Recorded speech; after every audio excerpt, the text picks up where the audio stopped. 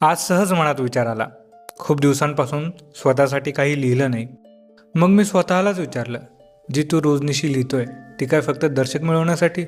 उत्तर आलं, कदाचित हो.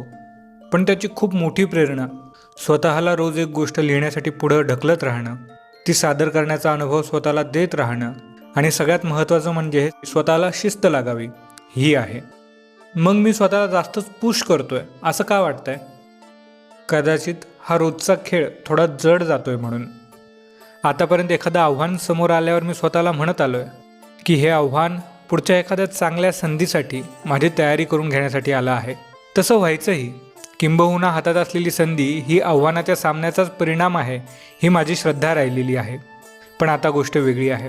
आता हे रोज एक पर्वत उपसण्याचे काम मी स्वतःसाठी निवडले आहे. कारण मला आता स्वतःहून येणाऱ्या संधीची वाट न पाहता हवी ती संधी निर्माण करायची आहे. हे सगळे उपद्व्याप त्या कल्पनेतल्या कथाकार सागरसाठी आहेत, स्वतःसाठी निवडलेल्या ध्येयासाठी आहेत. मग यासाठी वाट पण स्वतःच बनवावी लागणं आलंच. फक्त ही वाट रोज बनवत राहण्याचा कधी कधी कंटाळा येतो. मग मी स्वतःची समजूत काढतो. मास्टरपीस एका दिवसात नाही बनत. मी सांगणाऱ्या या रोजच्या गोष्टी मास्टरपीस नसतील, पण ते एका मास्टरपीसला घडवणारे छन्नी आणि हातोडे नक्कीच आहेत.